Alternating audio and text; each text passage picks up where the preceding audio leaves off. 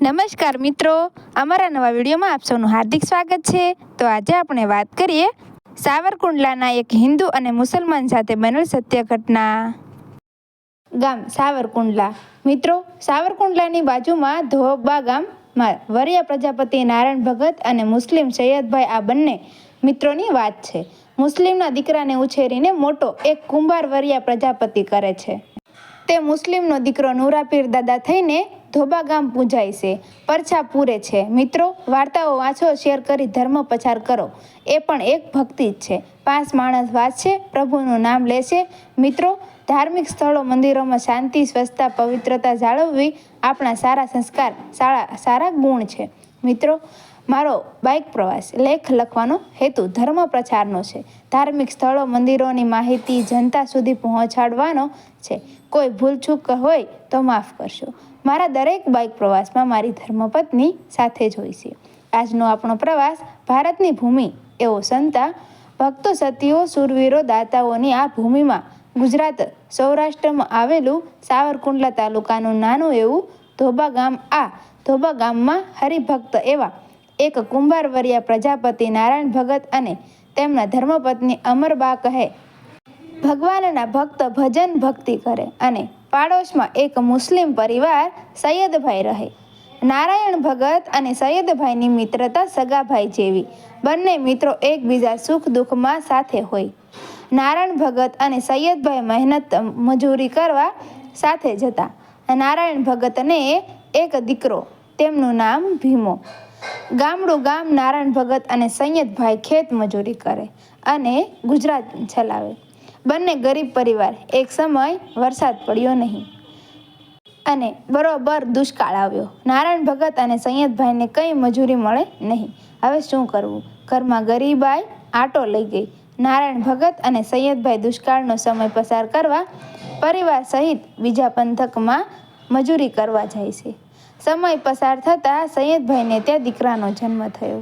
હવે બન્યું એવું કે સૈયદભાઈની વહુએ દીકરાનો જન્મ આપતા જ તે ભગવાનના ધામમાં ચાલી ગઈ। હવે દીકરાનો જન્મ આપતા માં ગુજરી ગઈ।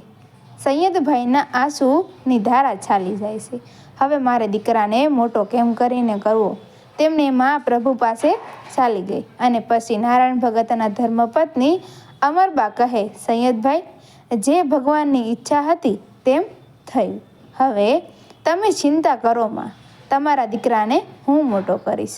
સૈયદભાઈ અને નારાયણ ભગત ભેટી પડ્યા। તમારા દીકરાના અમે મા બાપ છે, નારાયણ ભગત કહે અને સૈયદભાઈ દીકરાનું નામ નૂરો રાખે છે અને તે કહે છે, નારાયણ ભગત, હવે મારાથી અહીં નહીં રહેવાય, મારા દીકરાને તમે રાખજો કહી સૈયદભાઈ ત્યાંથી ચાલ્યા ગયા। આ પ્રજાપતિ વરિયા કુંભાર એક મિત્રતાના નાતે તમને અને કુંભારના ભગતના સંસ્કાર, પ્રજાપતિની દીકરી અમરબાની ખાનદાની બીજાનું ભલું કરવું, એ એક મુસલમાનના દીકરાને તેમના પેટના દીકરાની જેમ ઉછેરી મોટો કરે છે। નારાયણ ભગતનો દીકરો ભીમો અને નૂરો બેય સગા ભાઈની જેમ સાથે રમે છે, ભણે ગણે મોજ મસ્તી કરે છે, મોટા થાય છે। સૈયદભાઈના નૂરાના જન્મ પછી ચાલ્યા ગયા। તે પાછા આવ્યા નહીં। સમય વીતતો ગયો અને નારાયણ ભગતના વતનમાં વરસાદ પણ સારો થયો અને નારાયણ ભગતને વતનમાં પાછું જવાનું થયું અને નારાયણ ભગત, અમરબા, ભીમો અને નૂરો વતનમાં ધોબા ગામ આવે છે અને નાની એવી જમીનનો ટુકડો રાખી મહેનત મજૂરી કરી ઘરનું ગુજરાન ચલાવે છે। સમય જાય ભાગ્યો। ભીમો અને નૂરો યુવાન થઈ ગયા, ખેતીની જવાબદારી ઉપાડી લીધી, વાવેતર કરી ખેતરનું ધ્યાન રાખે। હવે તે વખતમાં છોર લૂંટારાની બહુ બીક, લૂંટારા ઊભો મોલ પણ વાઢી જતા। ખેતરમાં ભીમો અને નૂરો વાવેતર કર્યા પછી મોલનું ધ્યાન રાખવા ત્યારે રાતના ખેતરમાં સૂતા અને મોલનું ધ્યાન રાખતા। એક વખત રાતના છોર લૂંટારા ઘણા બધા ઊંટ સાડિયા લઈને આવ્યા અને ઊભો મોલ વાઢવા માંડ્યા। નૂરાની નીંદર ઉડી ગઈ અને તે લાકડી લઈને તૂટી પડ્યો। નૂરો લાકડી લઈને લૂંટારા ઉપર વીજળી ત્રાટકે એમ ત્રાટકી અને એક ઊંટ ઉપર બેઠેલા દુશ્મન ઉપર ઊંટ માથે ચડી ગયો અને તરવાર લઈ લીધી અને એક દુશ્મનનો ખાત્મો બોલાવવા લાગ્યો। તેમાં નૂરો 2 હાથમાં તલવાર લઈ અને દુશ્મનનો ખાત્મા બોલાવતો હતો અને એક દુશ્મને નૂરાને પાછળથી તલવારથી માથા ઉપર તલવાર મારી અને નૂરાનું માથું ધડથી અલગ કરી નાખ્યું. નૂરાનું માથું ધડથી અલગ થઈ ગયું અને યુદ્ધનું જનૂન ચડ્યું. નૂરાનું માથા વગરનું ધડ યુદ્ધ કરે છે. નૂરાના ધડ યુદ્ધ કરે છે તે દુશ્મન ઉપર ઝાકાઝીક બોલાવે છે. 1 ઘા ને 2 કટકા દુશ્મનોના બોલાવતા જાય છે અને દુશ્મનો પણ વિચારે હવે શું કરવું, આને મારો કેમ? અને દુશ્મન બચ્ચા તે માંડ્યા ભાગવા. નૂરના ખેતરથી ધોબા ગામના પાદર સુધી નૂરાનું ધડ લડતું દુશ્મનની પાછળ આવે છે. લગભગ દુશ્મનોનો ખાત્મો બોલાવી દીધો, પણ નૂરાનું ધડ શાંત પડતું નથી. ધોબા ગામના પાદરે ગામના કોઈ વડીલ માણસોએ ગળીનો દોરો નાખી અને નૂરાના ધડને શાંત કર્યું અને નૂરાનું ધડ ધોબા ગામના પાદરે શાંત થઈને પડી ગયું. ગામના માણસો બધા ત્યાં ભેગા થયા અને નૂરાના પાલક માતા પિતા પ્રજાપતિ નારાયણ ભગત, વરિયા કુંભાર અને તેમના ધર્મપત્ની અમરબા પણ આવ્યા. આ મુસ્લિમ નૂરાના પાલક માતા પિતા થાય અને નૂરાની પાલક માતા અમરબા જે નૂરાનું ધડ ખોળામાં લઈને રોયા. એમાં કલ્પના પણ થાય આપણે તેવી રીતે રોયા તો રોવાનું બંધ થાય નહીં. બધા બહુ સમજાવે. આમ ને આમ રાત પડી ગઈ.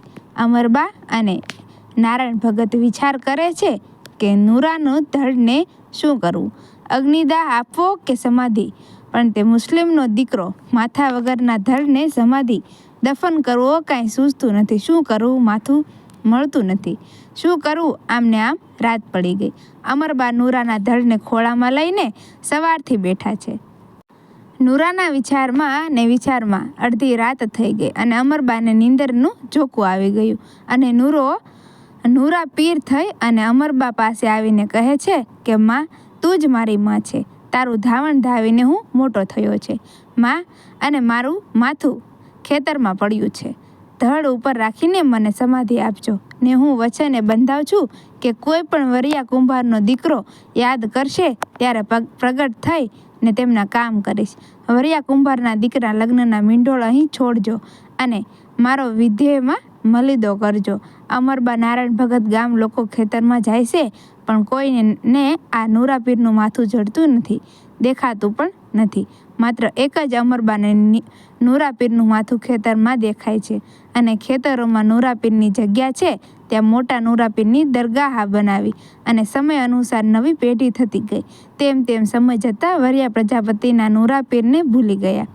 તેમાં ગીરમાં ગીધડી નામનું ગામ, ત્યાં કુંભાર વરિયા પ્રજાપતિ રામબાપા રહે. તેમને આ બધી વાતની ખબર અને રામબાપાએ જ્ઞાતિજનોને સમાજને કહ્યું કે મારા ભાઈઓ, નૂરા પીરની દરગાહ છે, ત્યાં આપણા દીકરાઓના લગ્નના મીંઢોળ છૂટે છે અને નૂરા પીર આપણા વરિયાનો દીકરો કહેવાય છે. આ બધી વાત કહી અને વરિયા પ્રજાપતિ કુંભારોને ત્યાં નૂરા પીરનું મંદિર બનાવ્યું અને આજે ત્યાં હજારો માણસો નિવેદ કરે છે, માનતાઓ માને છે.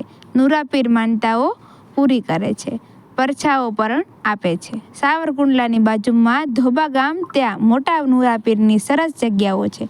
આપણા હિન્દુ પીર રામદેવ પીર તેમજ હિન્દુ મોટા નૂરા પીરની જગ્યાએ દર્શન કરવા જરૂર જાજો. શ્રી નૂરા પીર દાદાની જગ્યાના અત્યારે સંચાલન કરતા મહંત બાપુ શ્રી ભરત બાપુ અને મહંત બાપુ શ્રી દીપક બાપુ છે. ત્યાં આશ્રમે આવતા દર્શનાર્થીઓનો ભક્તો માટે રહેવા જમવાની વ્યવસ્થા ફ્રી છે. આપ જરૂર દર્શન કરવા ધોબા ગામ નૂરા પીર દાદાના દર્શન કરવા જજો. મિત્રો, વિડીયો ગમ્યો હોય તો વિડીયોને લાઈક કરજો, શેર કરજો અને આવા જ નવા વિડીયો જોવા માટે અમારી ચેનલને સબસ્ક્રાઈબ કરજો. Thank you.